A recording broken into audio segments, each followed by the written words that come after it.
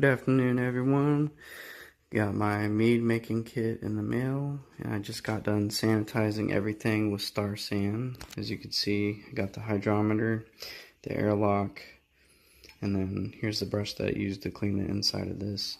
And then here's the funnel, and we're gonna get ready to start pouring the water in.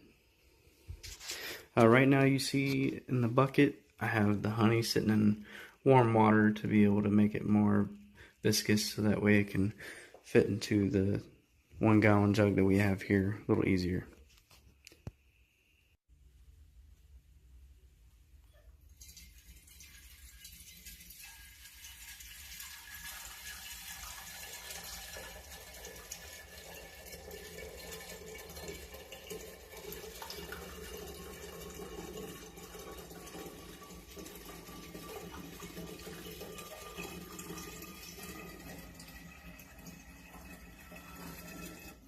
Is add the rest of the water.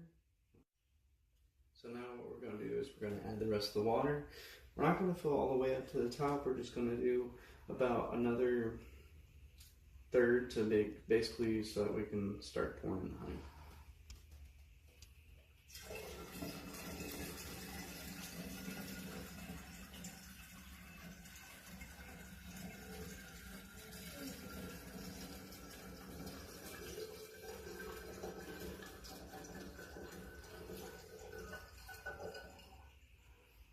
Alright, about there is where you want to stop. So this is the halfway mark, and then you get just a little bit more, and then that should be fine. So now what we're going to do is we're going to take the funnel off, start out with the honey. So I picked up some just user clover honey from the local food market here. I was going to get some actually from a bee farmer, but they didn't have any. They were all sold out. So here now we're going to start filling it with honey. It's recommended to do 3 pounds for a batch. This is what I'm doing, following the instructions here, so we'll see how that goes.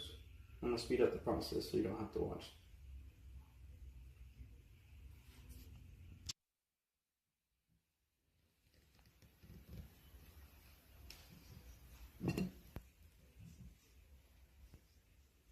Look at all that honey.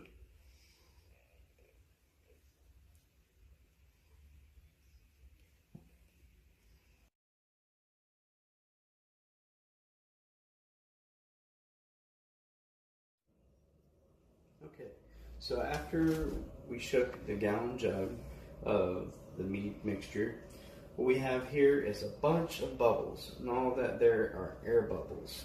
So we don't want to actually mix the entire solution to make it so that the honey mixes with the water and that's all you're left with, because we want the yeast to be able to act with the sugars with the honey to be able to make alcohol. So what we're going to do is we're going to remove this stopper up top, and we have a bag here of Red Star wine yeast.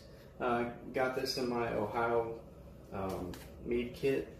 So I'm basically just going to mix it straight on top, and then we're going to pour in the yeast nutrient. The yeast nutrient just basically helps out the yeast in the fermentation process.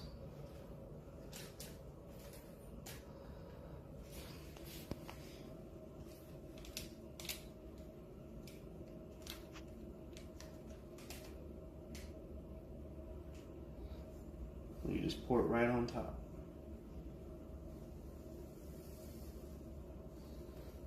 Try to get it all in there. Don't worry if you get some right here stuck in the lid area or the neck, because we're going to shake it all up one last time.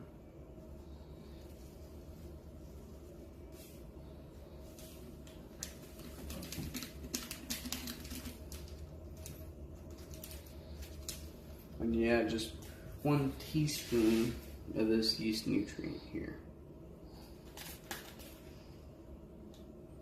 Already sanitized it as well.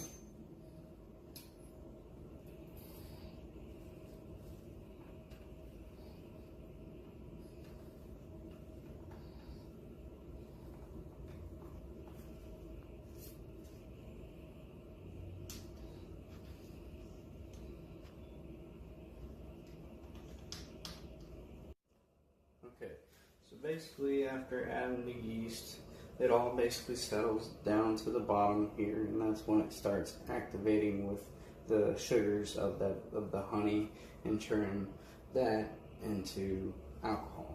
And the carbonation that comes through here rises up and goes through this little airlock right here and escapes that way, but doesn't allow any oxygen to enter in. That's when you get fruit flies and just stuff that you don't want in your brew.